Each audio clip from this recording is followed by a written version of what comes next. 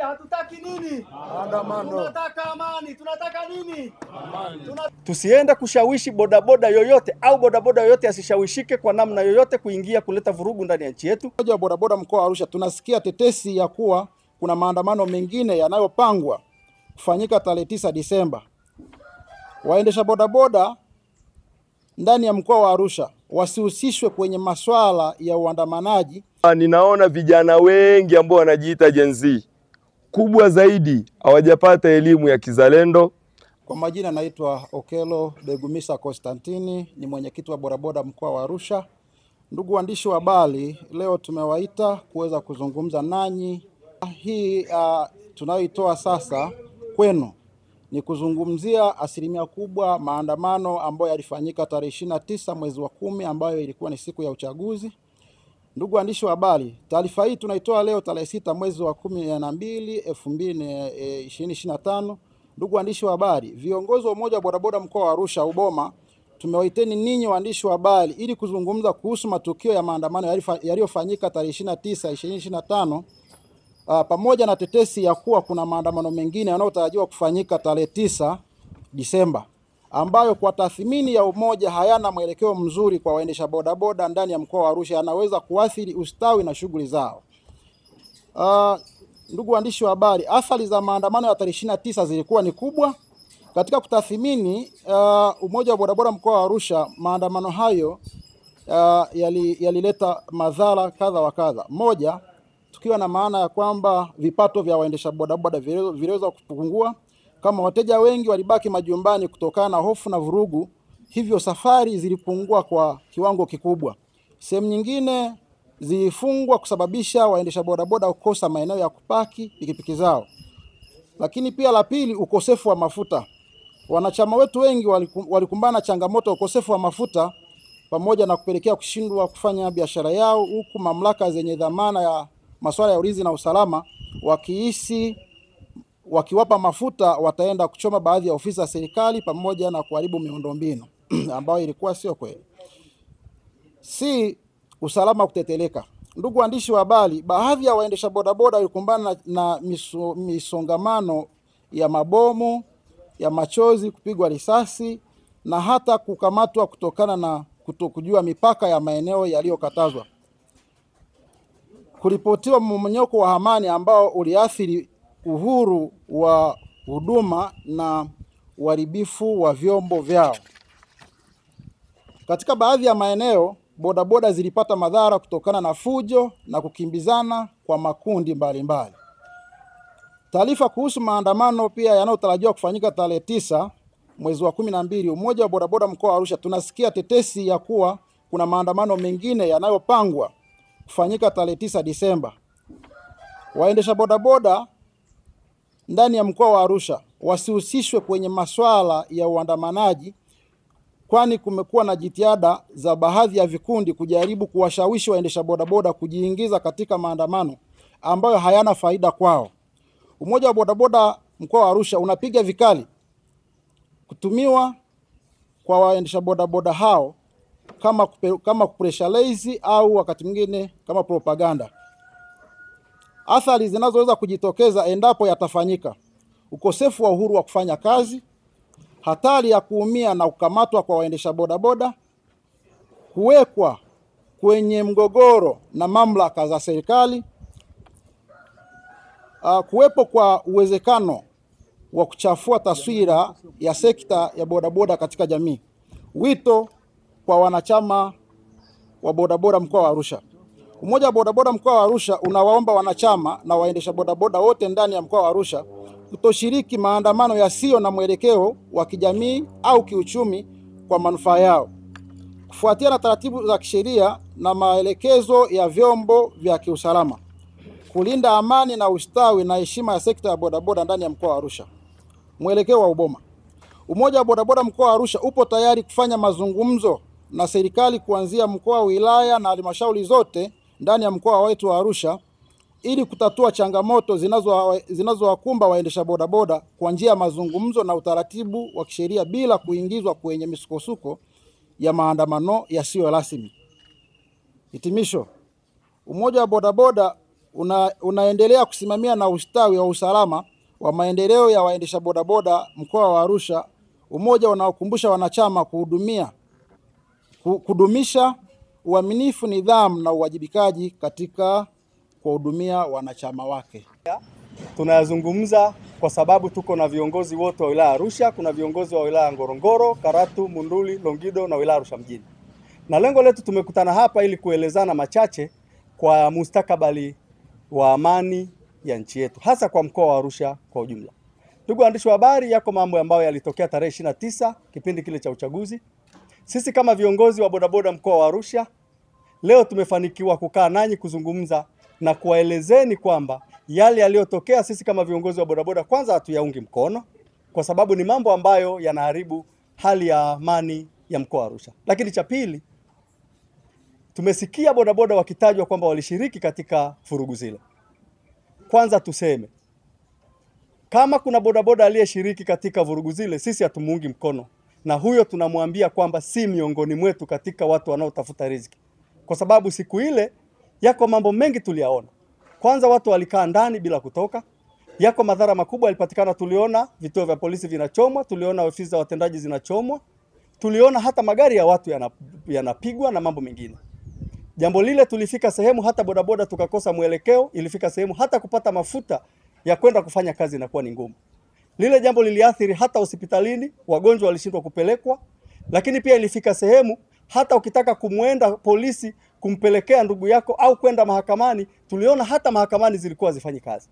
Kwa sisi tuseme jambo lile, sisi kama viongozi wa bodaboda mkoa wa Arusha tumesikitishwa na jambo lile na hatukushirikiana na lile jambo lililofanyika, hatuliungi mkono hata kidogo.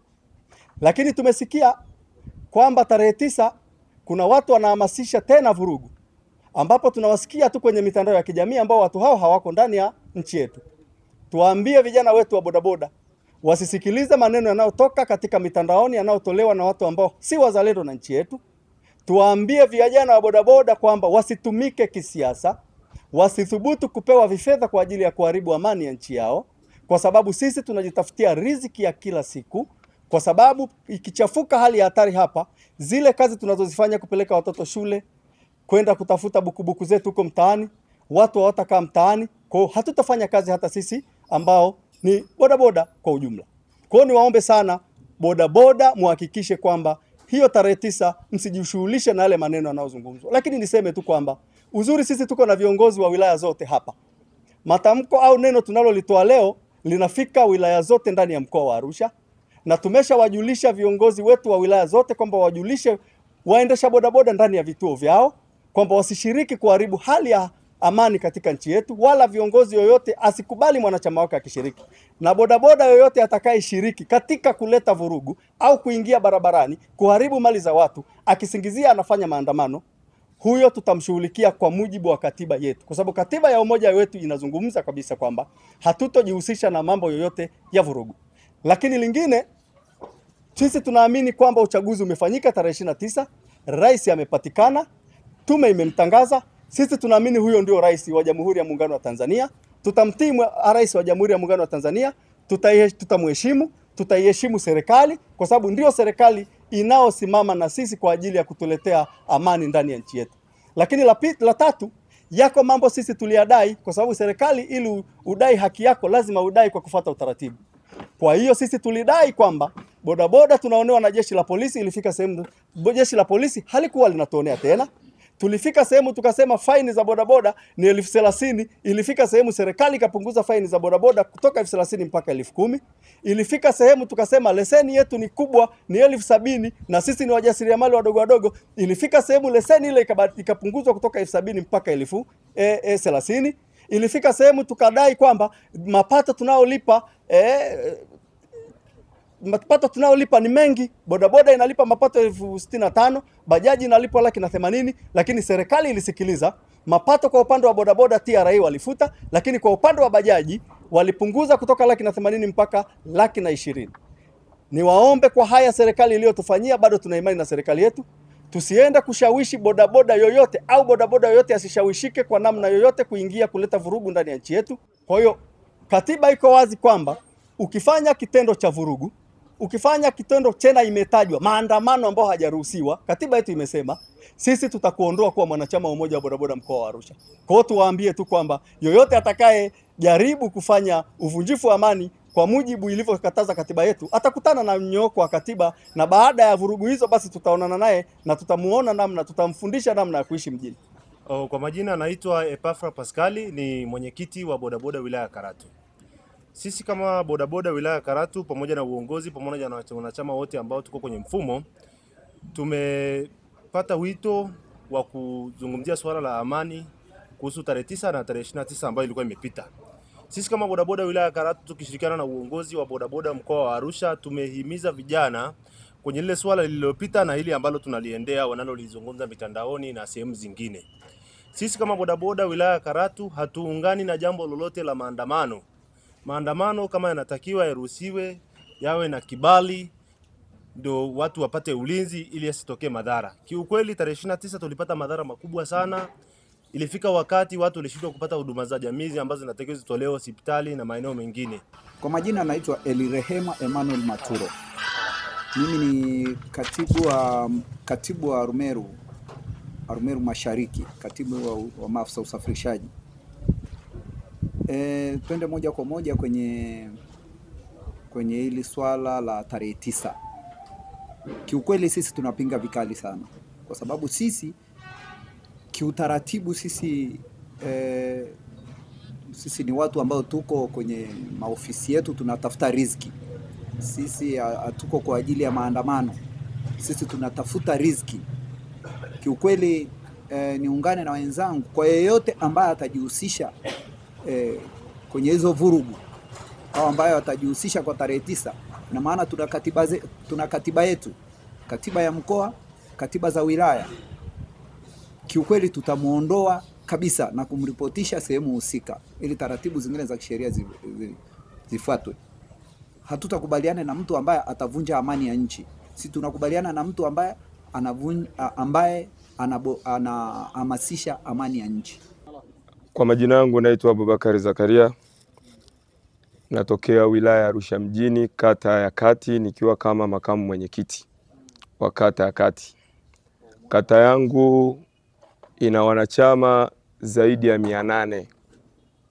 Lakini tarehe 29 tumeangalia vituo vyetu vyote. Siku ya tarehe 1 hatujapata mwanachama wetu hata mmoja aliyoshiriki katika mambo hayo. Kwanza niwape hongera wanachama wa kata ya Kati kwa sababu wanajitambua. Arusha mjini kuna kata 4 ambazo zinatengeneza katikati ya mji, na kata zetu zote 4 ikiwemo kata ya Kati, kata ya Levolosi, kata ya Ngarenaro pamoja na kata ya Kaloleni, pia vile vile hatujapata yoyote aliyeshiriki katika fujo hizo. Mimi siziiti maandamano. Pia naungana na serikali kwa tangazo alilolitoa, hakuna maandamano siku ya tarehe 9. Bali siku ya tarehe 9 ni siku kama siku zingine. Na atakayetoka kwenye maandamano, sisi kama umoja wa bodaboda jiji la Arusha tunamhesabu ni sehemu ya wahalifu kama wahalifu wengine. Sisi ni wadau wa amani, tunahitaji amani, tunaipenda amani. Pia vile vile nitoe wito kwa serikali.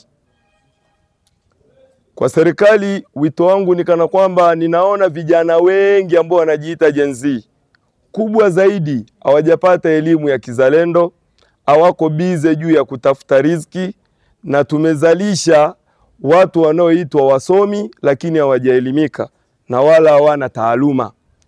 Sasa wanalishwa matango pori na wahuni wenye nia mbaya na taifa letu kwa ajili ya kuichoma nchi yetu. Kiukweli kuna haja kubwa sana ya kutoa elimu ya uzalendo kwa vijana wetu wa Tanzania, sio wa jiji la Arusha tu, vijana wetu wa Tanzania. Maana yake mimi kama mdau wa amani, kuanzia baada ya tarehe 29, kila abiria ninaye mbeba lazima nizungumze naye mustakabali wa nchi yangu, ambaye ni nchi yangu mimi na ni nchi yake yeye. baadhi ya watu ambao nawakuta wana miemko nikiwaambia juu ya nchi hii, vita inatokana na nini?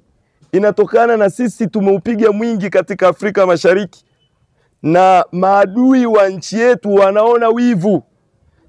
Sintakuwa muoga wa kusema Kenya wanatuonea wivu juu ya nchi yetu kuwa inapiga mwingi katika maendeleo.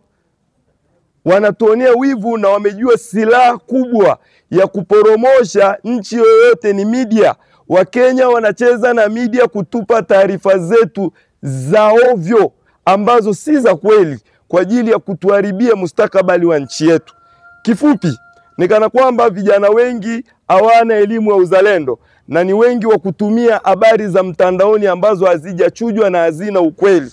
Kwa hiyo natoa wito kwa vijana wa bodaboda jiji la Arusha, msijitokeze kabisa katika huo upumbavu, maana hata si ujinga.